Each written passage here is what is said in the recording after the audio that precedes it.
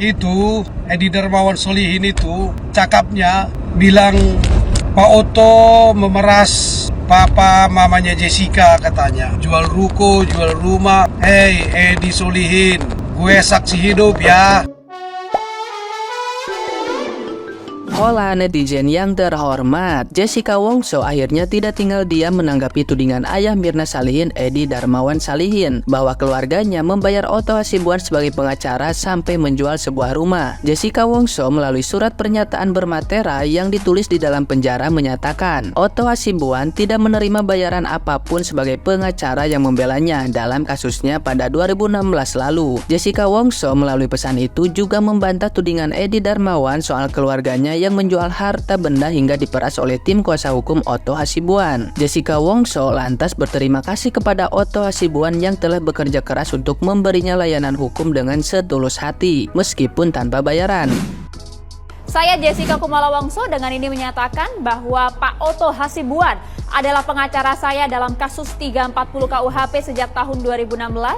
Sejak saat itu sampai sekarang, Pak Otto Hasibuan memberikan pelayanan pro bono atau sukarela untuk permasalahan hukum ini. Jika ada pernyataan kalau saya atau ayah atau ibu atau keluarga diperas dan menjual rumah atau harta benda untuk biaya layanan hukum Pak Otto Hasibuan, maka hal ini adalah sama sekali tidak benar, kata Jessica.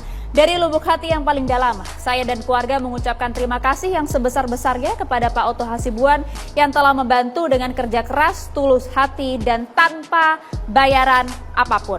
Demikian pernyataan ini saya buat dengan penuh tanggung jawab dan tanpa paksaan dari pihak manapun untuk dipergunakan sebagaimana mestinya. Jakarta, 10 Oktober 2023, Jessica Kumala Wongso. Karena pernyataan tersebut, sejumlah netizen yang budiman pun meminta Edi Darmawan untuk membuktikan dan mempertanggungjawabkan ucapannya. Nah, gimana nih menurut netizen yang maha benar? Silahkan berkomentar ya. 4 pelanggaran hukum yang patut diduga dilakukan oleh ayahnya korban sianida alias Akong di dalam podcast Karni Ilyas. Yang pertama, patut diduga melakukan pencemaran nama baik atau Undang-Undang ITE terhadap Netflix, yaitu stasiun TV yang prabayar yang mengatakan Netflix penipu. Yang kedua, patut diduga menghilangkan barang bukti atau obstruction justice, menyimpan barang bukti yaitu melanggar Undang-Undang Pasal 221 ayat 1 dan 2 KUHP dengan ancaman hukuman 4 tahun penjara. Yang ketiga, patut diduga melakukan pencemaran nama baik terhadap Otto Hasibuan, di mana mengatakan Mak Jessica menjual ruko-ruko diperes oleh Otto. Sementara menurut klarifikasi daripada Otto Hasibuan, dia tidak menerima sepeser pun dari Jessica Wongso terkait dengan pembayaran ataupun jasa lawyer dalam perkaranya. Yang keempat, diduga melakukan suap terhadap ahli psikologi forensik yang berinisial RI, memberikan sejumlah uang agar ahli forensik tersebut tidak mengatakan yang sebenarnya terkait dengan perkara Jessica Wongso. Yang menjadi pertanyaan besar, mengapa ayahnya korban sianida tersebut melakukan hal itu? Mengapa harus memberikan sejumlah uang kepada ahli forensik tersebut untuk mengatakan yang sebenarnya? Jika benar bahwasannya anaknya adalah korban sianida dan fakta hukum yang menyatakan demikian, mengapa harus melakukan suap? Sebenarnya kawan, apa yang terjadi hari ini yang menyebabkan ada dua kubu antara yang pro dan kontra itu sebenarnya diawali oleh sikap dari bapaknya M sendiri. Kenapa aku bilang begitu? Pada dasarnya gini ya, masyarakat pada dasarnya tahu beberapa kejanggalan pada saat awal kasus ini dimulai. Aku yakin masyarakat tahu, cuman masyarakat ini tidak fokus dengan kejanggalannya, tapi fokus dengan jalannya sidang. Dalam artian, wah karena kopi bisa menyebabkan seperti itu ya, gitu ya. Lebih fokus ke situ, tidak fokus dengan kejanggalannya. Pemicunya adalah Netflix. Kenapa?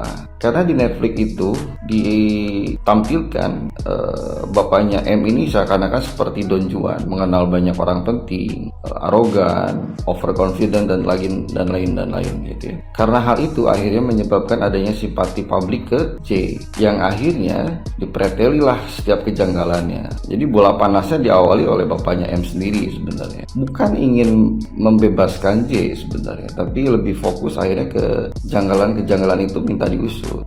Aku yakin masyarakat Indonesia ini cerdas dan pintar kok. Jadi pemicu awal di Netflix itu ya sikap dari bapaknya M sendiri, akhirnya menuai simpati kepada J. Karena J ini kan sebenarnya tidak ada tampilan komunikasi kepada publik, dia diam-diam saja sebenarnya. Andai saja mungkin sikap dari bapaknya M ini biasa-biasa saja, tidak ditampilkan seperti adanya sekarang, mungkin lain cerita sebenarnya. Tidak akan seheboh sekarang. Jadi semakin banyak diwawancara, akhirnya semakin banyak blunder, karena kan warawiri di beberapa podcast, begitupun dengan tim hukum, penasihat hukumnya sendiri ya, ataupun penuntut umum. Akhirnya makin blunder lah. Jadi banyak keterangan yang dikeluarkan dari mulut yang bukan ahlinya. Disitulah akhirnya blundernya makin hebat gitu ya. Jadi menurutku seperti itu ya gitu. Jadi kita lihat, kita kawal kelanjutannya seperti apa gitu ya. Bukan maksud untuk membebaskan J, tidak, tapi akhirnya teliti ulang, uji ulang apa yang sudah terjadi di tahun 2016 dengan kasus ini. Jadi lagi-lagi berhati-hatilah dalam bersikap, jangan sampai sikap yang kita tampilkan akhirnya malah blunder dengan kasus yang sekarang. Thank you kawan. Dan tambahan lagi kawan, pada tahun 2016 hingga akhirnya Netflix ini keluar, pemicu awalnya sebenarnya selain dari faktor sikap dan gaya bicara bapaknya M, itu adalah seakan-akan di framing hanya J yang patut diduga, yang lain tertutup, tidak ada kemungkinan yang lain, seakan-akan di framingnya seperti itu. Jadi akhirnya bola bergulir dengan dua bola panas tadi, sikap dan gaya bicara bapaknya M, lalu ditambah terkesan framingnya hanya J, yang lain tertutup. Jadi kita lihat ke depannya seperti apa. Lagi-lagi aku bilang, aku tidak membela salah satu pihak, tapi pada akhirnya masyarakat hanya ingin keterbukaan dengan informasi yang berimbang, otomatis biar ketemu hasil akhir yang memang sesuai dengan seharusnya secara hukum. Thank you kawan. Buat kalian yang berasumsi bahwa kemungkinan bapaknya adalah pelakunya, dari awal tuh gue berpikir gak mungkin orang tua mana yang jahat kayak ngebuat anaknya pergi gara-gara uang tuh, menurut gue gak ada. Tapi karena kasus besar, jadi kita harus lihat banyak kemungkinan ya. Karena gue alumni drakor ya, jadi gue tuh kayak banyak ngelihat kasus yang keracunan, apalagi dengan asuransi yang sebesar itu ya biasanya diakibatkan oleh keluarga ya pelakunya. Tapi balik lagi ya, kita gak bisa samain film sama kehidupan nyata, pasti kasusnya kan beda.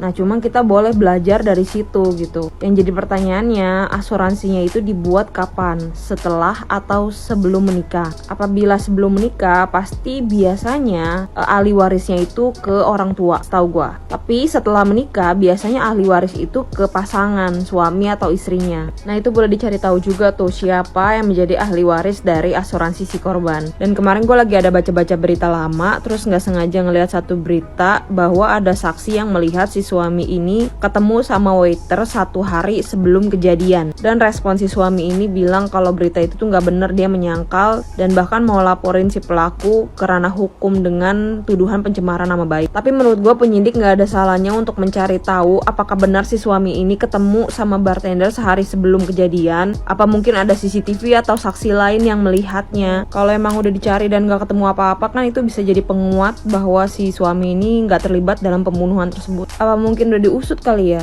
Cuman emang guenya aja yang nggak up to date. Buat kalian yang tahu tolong komen dong. Terus kemarin gue nggak sengaja kan scroll TikTok, ada yang bilang gini, ya elah 69M buat bapaknya mah itu nggak seberapa, dia kaya banget, duitnya lebih dari itu, katanya gitu kan. Akhirnya hari ini gue cari tahu nih siapa sih bapaknya si korban gitu kan, profilnya tuh apa, pemilik perusahaan apa gitu kan. Setelah gue cari tahu, emang bener bapaknya itu orang hebat gitu, orang berduit lah istilah namanya. Nah tapi gue nggak sengaja nemuin satu berita yang katanya ya ini adalah perusahaan dari bapaknya korban. Kemungkinan ini adalah perusahaan dari bapaknya korban yang mengalami kebangkrutan. Jadi dia ini mem-PHK 84 orang dan tidak diberikan pesangon sama sekali. Itu kejadiannya di bulan Februari tahun 2018. Tapi pertanyaannya, apakah benar perusahaan tersebut adalah milik bapaknya? Dan 84 orang karyawan yang tidak dapat pesangon ini udah lapor ke polisi, jadi dipermasalahin secara hukum lah. Tapi balik lagi, kita tidak boleh suhuzon, yang tahu cuman Tuhan siapa pembunuhnya. Jadi kita nggak boleh 100% berpegang sama sama orang. Terus yang masalah istrinya ini, kalian udah tahu nggak sih meninggalnya karena apa? Info-info dong di komen. Thank you.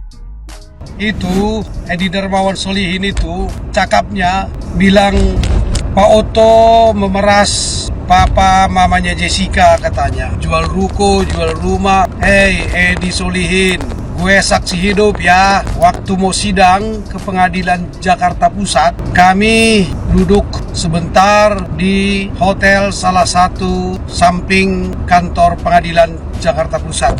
Kita ngopi, ya sarapan.